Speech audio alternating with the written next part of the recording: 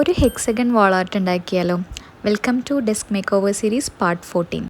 ഇങ്ങനത്തെ ബോക്സ് ഉണ്ടെങ്കിൽ നമുക്കതിനെ ഒരു അടിപൊളി വാൾ ഷെൽഫായിട്ട് മാറ്റാം കേട്ടോ. പഴയതായതുകൊണ്ട് തന്നെ നല്ല രീതിക്ക് ക്ലീൻ ചെയ്തതിന് ശേഷം ഞാൻ ഗോൾഡ് സ്പ്രേ പെയിൻറ്റ് ചെയ്ത് കൊടുക്കുകയാണ് ഇവിടെ. ഈ ഒരു ഐറ്റം വെച്ചിട്ടാണ് ഞാൻ ചുമരിൽ സ്റ്റിക്ക് ചെയ്തിട്ടുള്ളത്. ഇത് ഞാൻ മീഷോന്ന് 78 രൂപയ്ക്ക് വാങ്ങിച്ചിട്ടുള്ള ടേപ്പാണ് കേട്ടോ. അടിപൊളിയാണ്. വാൾ ഷെൽഫിൻ്റെ പണിയൊക്കെ പെട്ടെന്ന് കഴിഞ്ഞു. ഇനി അതിൻ്റെ ഉള്ളിലേക്ക് വെക്കാൻ എന്തെങ്കിലും ഒരു വാൾ ആർട്ടും കൂടെ ഉണ്ടാക്കുകയല്ലേ.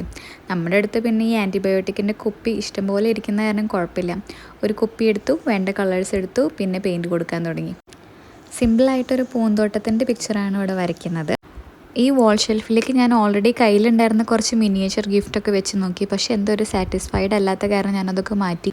പിന്നെ നമ്മുടെ കയ്യിൽ ഇത്രയും ബോട്ടിൽസ് ഉള്ളപ്പോൾ പിന്നെ നമ്മൾ വേറെ വെക്കേണ്ട ആവശ്യമില്ലല്ലോ.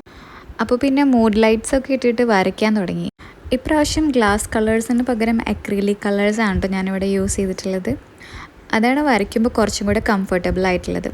അങ്ങനെ ഫിനിഷിംഗ് വർക്കിലേക്ക് കിടക്കുകയാണ്. ഫിനിഷിംഗ് വർക്കൊക്കെ കഴിഞ്ഞത് നമ്മുടെ ഗ്ലാസ് ബോട്ടിലൊക്കെ ഇവിടെ റെഡി ആയിട്ടുണ്ട്. ഒരു മിനി പൂന്തോട്ടം തന്നെ ആയിട്ടുണ്ടല്ലേ. സിമ്പിൾ ആൻഡ് ഹമ്പിൾ, അതാണ് നമ്മുടെ പോളിസി.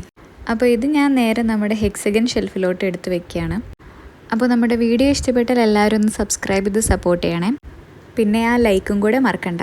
അപ്പോൾ നമ്മുടെ ഹെക്സഗൺ വാൾ ഷെൽഫ് ഇവിടെ റെഡിയാണ്. അപ്പോൾ എല്ലാവർക്കും താങ്ക്സ് ഫോർ വാച്ചിങ്.